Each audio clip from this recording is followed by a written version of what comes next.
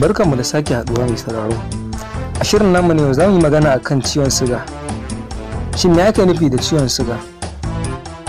Ciwon suga dai wata irin cuta ce wacce ke sanya wani irin nau'in suga mai suna glucose ya dinga taruwa a cikin jiki dan adam sama da yadda ake bukata.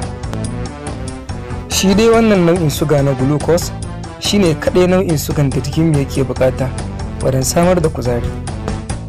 Saboda haka ne ma idan muka ci abinci ake narkar da shi zuwa ga sinadarin glucose domin mu samu kuzarin aiwatar da dukkan sauran ayyukanmu.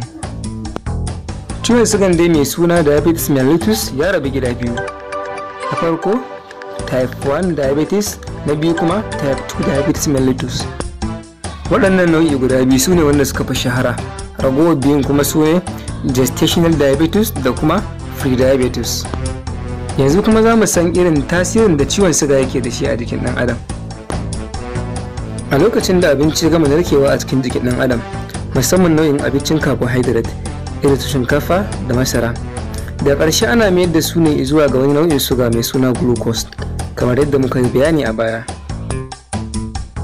Kowace gaba da ke jikinmu tana buƙatuwa zuwa ga sinadarin glucose domin samar da kuzari tare da yin ayyukanta yadda ya kamata. Saboda haka ne glucose zai dinga kewayawa a cikin jijiyoyin jikin ɗan adam daga wannan gaba zuwa ga wannan gaba, su kuma su ci gaba da tsince shi ɗaya bayan ɗaya a hankali daga cikin jini. Wannan yana faruwa ne ta hanyar taimakon wani ruwa mai suna insulin. Shi dai wannan ruwa na insulin shine ke baiwa dukkan gabobin jikin ɗan adam damar ɗaukar sinadarin glucose daga cikin jijiyoyi, wanda idan da za a ce babu wannan ruwa na insulin to haƙiƙa gabobin jikinmu ba za su iya samun damar ɗaukar glucose ba, balle ma su yi amfani da shi wurin yin ayyukansu yadda ya kamata. Amma kuwa saɓanin mutanen da suke da type 1 diabetes, su ne mutanen da jikinsu ba iya samar da isasshen sinadarin insulin, saboda haka sai ya zamo jikinsu baya iya samun damar ɗebe glucose daga cikin jini. A dalilin haka ne sai ya kasance wannan shuga na glucose ya taru matuƙa kuma ya yi yawa a cikin jininsu. Wannan nau'i ita ce ana kiranta da suna type 1 diabetes, kuma an fi samun ta a cikin ƙananan yara. Yanzu kuma sai type 2 diabetes mellitus. A mutanen da suke da type 2 diabetes kuma jikinsu yana samar da isasshen sinadarin insulin, amma kuma sai dai jikin nasu yana zamawa baya iya amfani da wannan ruwa na insulin. Dalilin haka ne gaɓoɓin jikinsu ba za su iya samun damar ɗaukan shi wannan suga na glucose ba daga cikin jini.